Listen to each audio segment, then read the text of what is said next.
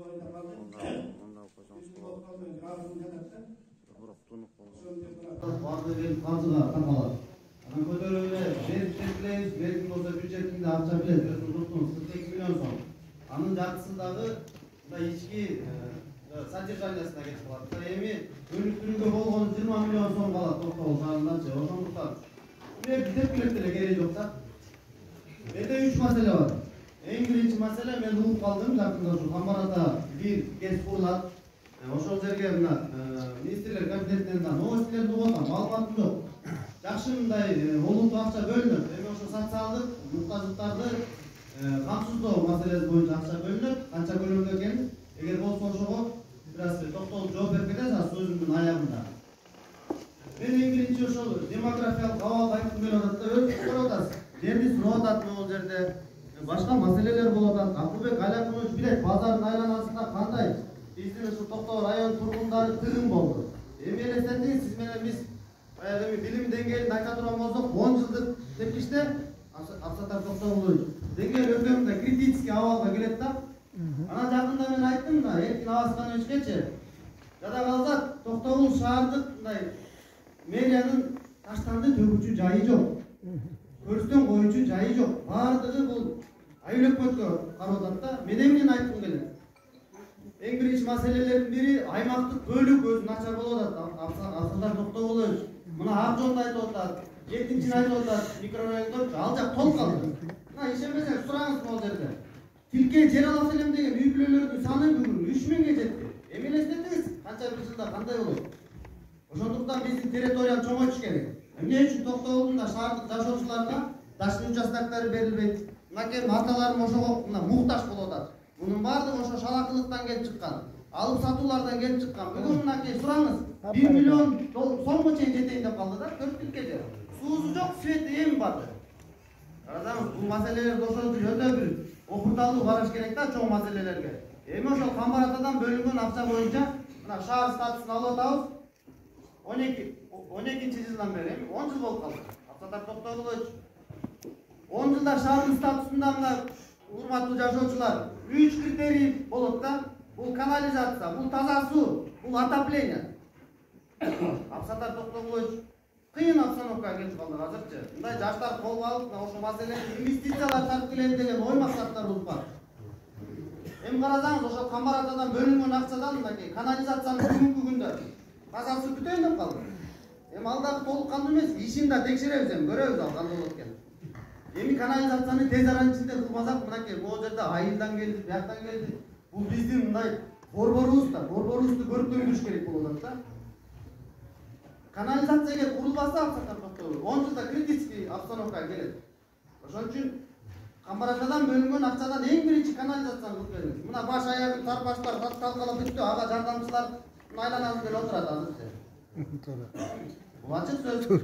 Мына ошол маселелерди мен Камбаратадан эгер акча бөлүнүп кала турган болсо, биз дагы мындай инвесторлор биздей 2-3 миллион доллар кетет дагычы. Ошол каржысын азыр бүтүрүш керек. Эмне дегенде мына суу бүттү, жол талкаланды. Мына могул жерде пробкалар, тыгындар, жашоо шарт жок, өнүгүүгө, прогресске жок эч нерсе. Ошондуктан канализацияны мына жашоочулар, шаар, айыл эч ким каршы болбойт. Канализацияны киргизип бериңиздер эң биринчи. Анан өнүгүүгө жол баштайт. Бийикке кабаттар көтөрүлөт. Экинчи фаза боюнча Европейский банктан кирген жок канализация. Кирген бирок ошол жетишсиз болбашы мүмкүн. Ошону мындай жакшылап көзөмөлгө алып, эгерде жетишпесе ошо Камбаратадан да бөлүп бериңиз. Бул аткени биздин өзүбүздүн борборубуз болуп атат. Өзүңүз билесиз, биз андан мурун Токтогул КЕС боюнча, куруу боюнча 70-жылдан бери. Мына көп болсо бир ата-энелер айтып келет, 10 жыл иштеттим. Билбейм мен дагычы. Бирок мен так билем, ушу 70-жылдардан бери жакшы иштеген жок да. Акыркы 30 жылда алып карасак.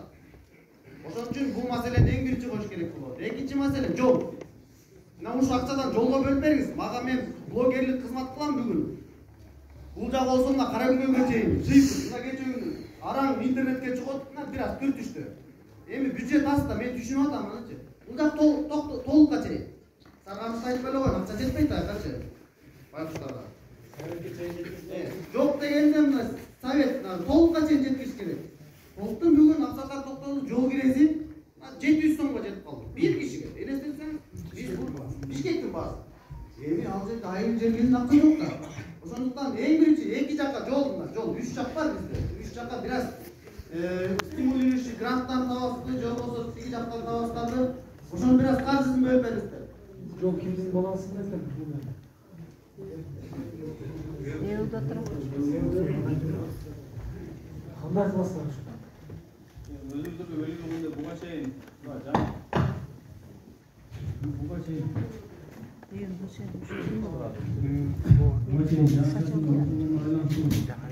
Üretim verirler yolu.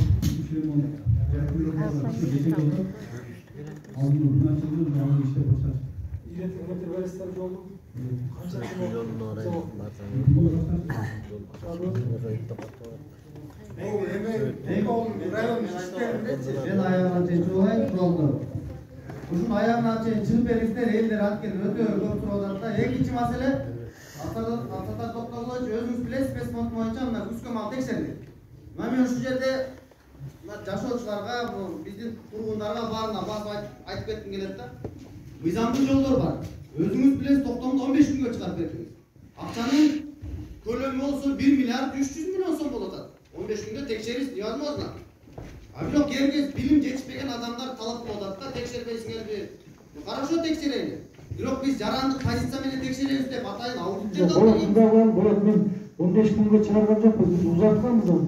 Узартканбыз, бирок шайлоого байланыштуу кыш маалдарында мен ал жерде технический осмотр кылышым керек да.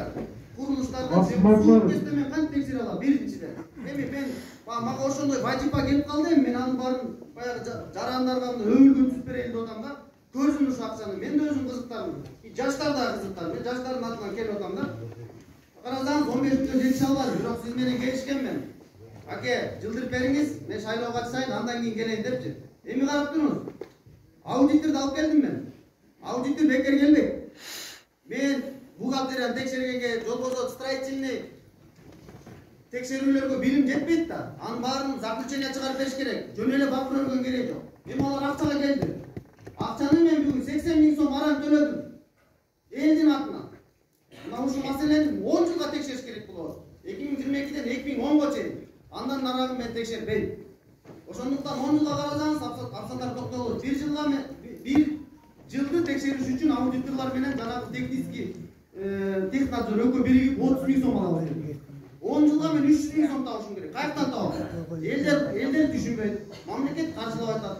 Бирок эгерде акыйкаттуулукту каалашса ушу элдер булардан сурагым келбейт, бирок жардам бериңиздер сиздер. Жок, жардам бергенде жардам беребиз, бирок аны силер өзүңөр айтыңардар. Жок, мамлекет берсеңер, силердин кызыкчылыгыңарды жазат, биз өзүбүз беребиз деп өзүңөр айтыңардар. Мен макулдап анан ошого деме кылдым. Бизде айып жок, айып бизде. Айып биз акча жогулта албай атабыз. Биз ойлогонбуз эми жарандык активисттер акча жогултабыз деп.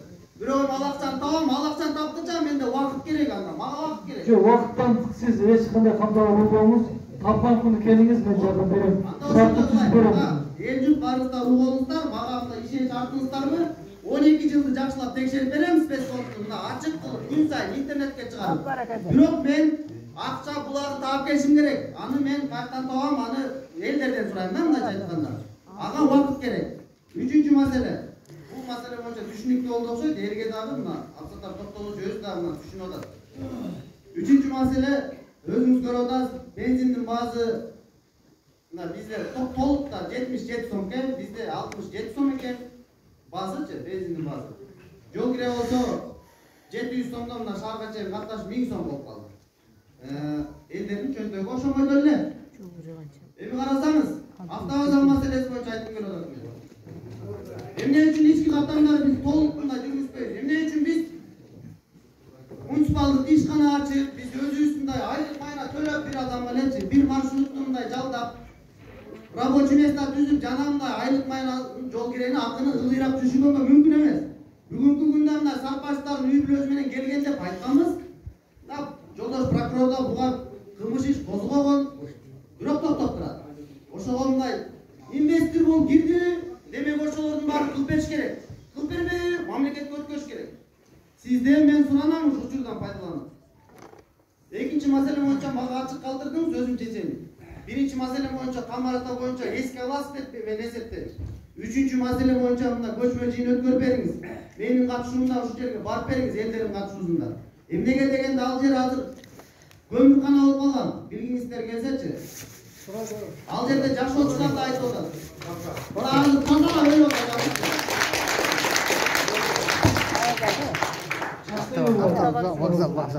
Азыр жеке менчик өткөр алган. Абдухалил деген Сапаштын үйүндө жашаган инсан. Мен де мындай тастыктоо документтерди келе атабыз мына жолдош прокурор менен. Жардам берип атабыз. Иштеп атабыз. Мыйзамдуу деңгээлге жеткирели деп атабыз. Düşündüm hazır. Sanat stansiya var mı böyle rayonda? Sen ne bileyim stansiya men ekolog bolot akel aytыңыз. Hoş ver. Nemeneki oblastı. Sanat stansiya tursağında kaç vakit gerek? Никаких инспекция өзүбүз болуп туруп ишибиз тизимана Bir cumada tazalanıp ошол norma келип, norma келтириңиz. Мынау акылданып өзүңүз алыңыз. Bir cumada мага маселе чечилген боюнча маалымат бересиз. Эгер чечилбесе, анда чече турган адамдарды чечтиріңиз. Ататар Токтогулович. Эми автовокзалды артка кайруу маселесин кийинке калтырайлы. Аны жолдош прокурор менен тыгыз иштешип, ал маселени Санитардык норма туура келишсин биринчи. Санитардык норма менен экологдорду ошол жерге кошуп бериңиздер. Мен бүгүн арыз катары кабыл алып туруп ошол жерге штраф чыгарып бересиздер. Экология сизге деле ошо тапшырма. Bir cumada ирете келип таза болуп, элдин шарт түзүш керек. Эгер bir cumadan ашып кете турган болсо, тазаланбаса, анда мен чара көрөм баарыңыздар. Баарыңыздар чара көрөм. Şunu kollarınızı.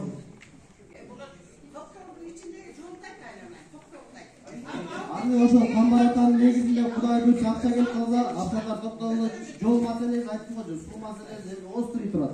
Каршы булактарды тилекке каршы табыш кыйын. Ошол жерге эле мен ойлонуп атам, ошол жерден биз жакшы бөлүп берсеңиздер, бир аз болсо дагы деңгээл көтөрүлөт. Канализацияны чечиш керек эң биринчи.